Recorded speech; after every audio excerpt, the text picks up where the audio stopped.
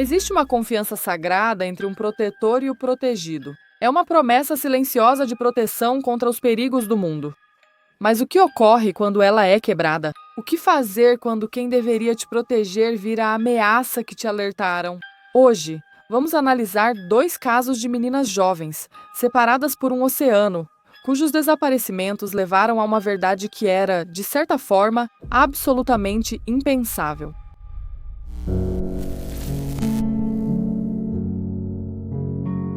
A história começa não com uma pessoa, mas com um lugar. A plantação Mount Holly, no condado de Berkeley, Carolina do Sul, é um vasto mundo de 2.400 hectares de densas florestas e pântanos escuros. Aqui, o isolamento era absoluto, sem vizinhos próximos ou trânsito passando. Lá, os sons sumiam entre as árvores e alguém podia desaparecer sem deixar rastros. Essa paisagem protegia uma família do mundo e também um predador das consequências.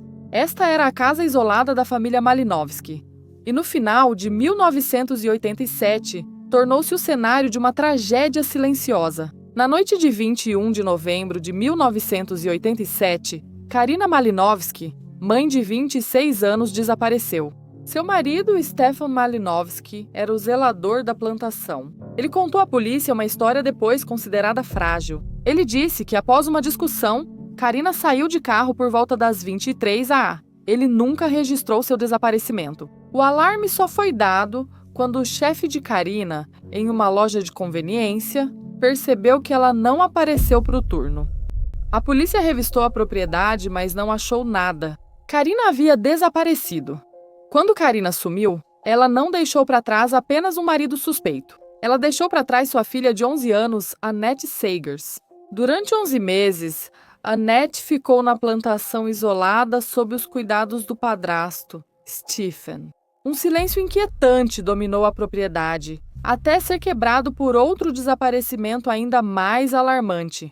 Por volta das 7 da manhã, uma motorista de ônibus escolar viu Annette Sagers, de 11 anos, esperando no ponto, na entrada da plantação. Ele continuou sua rota e deu a volta.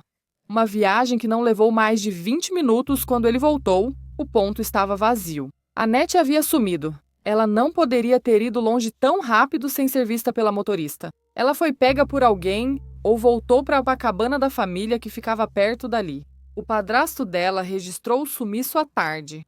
Mais uma vez, as autoridades ocuparam os 6.000 acres. E mais uma vez, a busca foi infrutífera. 2 desaparecimentos no mesmo lugar remoto, com quase 1 ano de diferença. A conexão era inegável e assustadora. Após o desaparecimento de Annette, uma única pista impressionante surgiu. Stefan Malinowski contou à polícia que achou um bilhete manuscrito em uma folha de caderno. Escrito com letra de criança e endereçado a ele, o bilhete dizia: "Pai, a mamãe voltou. Dê muitos beijos e abraços nos meninos e também em você. Com amor, Annette." Parecia explicar tudo. Karina não fora vítima de crime. Ela voltou apenas para buscar a filha. Especialistas em caligrafia confirmaram que a escrita era de Annette, mas isso só aprofundou o mistério. Ela escrevia livremente ou era forçada? Os investigadores desconfiavam muito de Stefan. Eles sabiam do histórico de violência dele e da turbulência em seu casamento. Por quê? Ao achar um bilhete sugerindo que sua esposa estava viva, ele não ligou imediatamente para a família dela? O bilhete cumpriu seu propósito ao criar uma narrativa não criminosa. Uma história de fuga quase impossível de ser desmentida pela polícia. Sem corpos e sem cena do crime, a investigação estagnou. Um possível duplo homicídio virou um caso arquivado de mãe e filha que, segundo a única evidência física, teriam escolhido partir. Mas as ações de Stefan Malinowski, após os desaparecimentos, mostram um quadro ainda mais sombrio.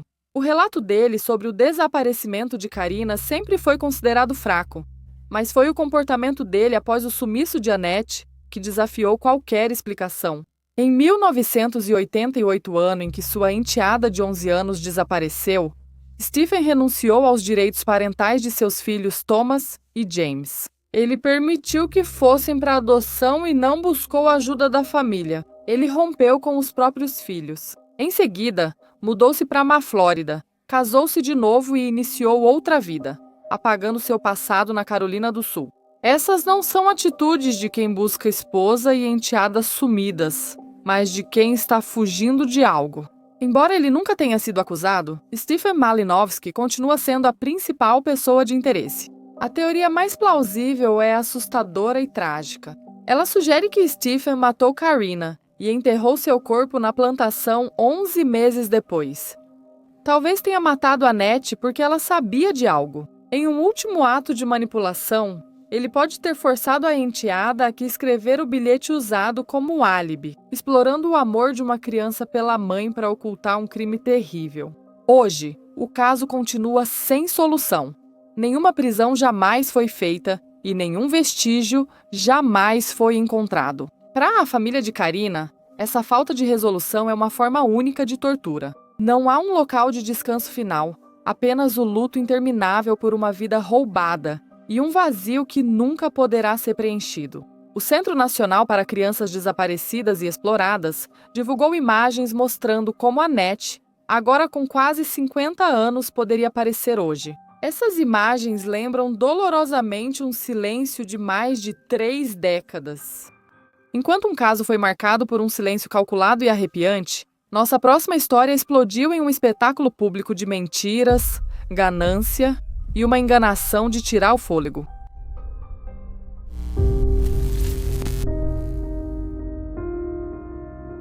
Em 19 de fevereiro de 2008, em Dewsbury, West Yorkshire, Shannon Matthews, de 9 anos, sumiu após uma excursão escolar à piscina. Ela foi vista pela última vez perto da escola, a 800 metros de casa. Às 18h48, Karen Matthews ligou desesperada para a polícia ao relatar o sumiço da filha. Police emergency. Hiya, I want the cotton daughter is missing, please. Right, how old is she? 9. 9? Yeah. When did you last see her? She went to school this morning. Right, have there been any arguments or anything? No, not at all. No. No centro da tempestade que se seguiu estava Karen. Ela deu entrevistas emocionadas na televisão, implorando pelo retorno de sua linda filha princesa. Ela se tornou o símbolo nacional da angústia de uma mãe, mobilizando uma cidade e comovendo uma nação. If anybody's got my daughter, my beautiful princess daughter, please bring her home safe.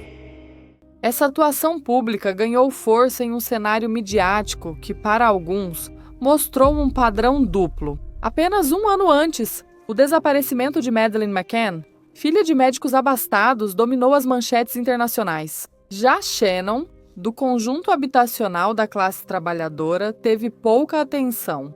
Isso gerou a ideia de que certas vítimas e famílias eram vistas como mais merecedoras de simpatia que outras. No entanto, a resposta da comunidade foi imensa. A polícia de West Yorkshire iniciou uma de suas maiores investigações, só superada pela busca ao estripador de Yorkshire. Mais de 250 policiais vasculharam 3.000 casas e interrogaram 1.500 motoristas. Moradores também participaram desse esforço oficial. Com liderança de Julie Bushby, amiga de Karen, eles criaram grupos de busca e vasculharam a região dia e noite, apesar do frio intenso.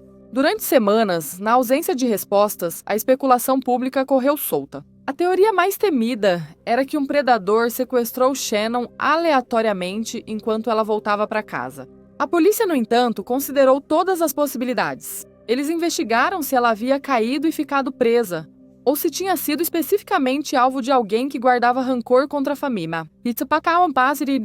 Logo, a suspeita também atingiu as pessoas mais próximas de Shannon. A atenção se concentrou especialmente no parceiro de Karen, Craig Meehan, depois que uma descoberta perturbadora em seu computador levou à sua prisão por acusações separadas no meio das buscas. Para o público, parecia uma explicação sinistra e plausível para o desaparecimento dela. Porém, nos bastidores, enquanto a suspeita era outra, pequenas rachaduras surgiam. Na história de Karen, vizinhos perceberam que ela parecia distante em certo momento, sorrindo durante uma passeata. Para Shannon, esses foram os primeiros sinais de que o luto dela era apenas uma encenação. O motivo dessa farsa cruel era o dinheiro. Um jornal ofereceu recompensa pelo retorno seguro de Shannon, chegando rapidamente a 50.000 libras. A recompensa criada para achá-la foi, na verdade, o motivo do seu desaparecimento. Por 24 dias angustiantes, a comunidade procurou. Então, uma denúncia à polícia os levou a um apartamento a menos de 1 quilômetro da casa de Shannon. Era de Michael Donovan, tio do namorado de Karen. Quando Donovan não atendeu a porta, os policiais arrombaram a entrada. Escondida na base de uma cama, eles encontraram Shannon. Ela estava viva. Enquanto estava sendo preso, Donovan disse as palavras que expuseram toda a minha conspiração. "Chame a Karen aqui. Nós temos um plano." A comunidade passou rapidamente da alegria ao descobrir Shannon para a incredulidade e fúria. A mulher por quem eles choraram não era a vítima, mas sim a mentora do crime. O julgamento de Karen Matthews e Michael Donovan revelou detalhes sórdidos. O sequestro havia sido encenado para reivindicar a recompensa de 50 mil libras. O plano era Donovan encontrar Shannon, levá-la à delegacia e pegar o prêmio em dinheiro, que dividiria com Karen. As provas foram horríveis. O tribunal soube que Shannon foi sedada para ficar quieta e obediente durante o cativeiro. Ela havia sido mantida presa dentro do apartamento com uma correia que tinha um laço na ponta. Karen Matthews subiu ao banco das testemunhas e tentou culpar Donovan e seu namorado. Mas a promotoria a confrontou por contar mentira após mentira após mentira. Em 4 de dezembro de 2008, tanto Matthews quanto Donovan foram considerados culpados de sequestro, cárcere privado e obstrução da justiça. Todos foram condenados a 8 anos de prisão. A comunidade que eles enganaram sentiu um profundo sentimento de traição e humilhação pública. O caso foi usado por alguns na mídia para reforçar estereótipos negativos sobre famílias da classe trabalhadora, rotulando toda uma comunidade pelas ações de uma pessoa. Para protegê-la da infâmia da mãe, o Estado deu a Shannon anonimato vitalício. Ela ganhou nova identidade e vida com família adotiva. A Shannon Matthews, que todos conheciam, foi apagada para salvá-la. Uma revisão séria do caso concluiu mais tarde que, embora os serviços sociais tivessem um histórico com a família por negligência de baixo nível, o plano bizarro e criminoso não poderia ter sido previsto. As histórias de Annette Sagers e Shannon Matthews mostram como a confiança entre responsável e criança pode ser distorcida de forma monstruosa. Uma mentira foi um sussurro criado para manter um silêncio por décadas, permitindo que um assassino talvez ficasse impune. A outra foi uma atuação barulhenta e gananciosa que manipulou toda uma comunidade por dinheiro.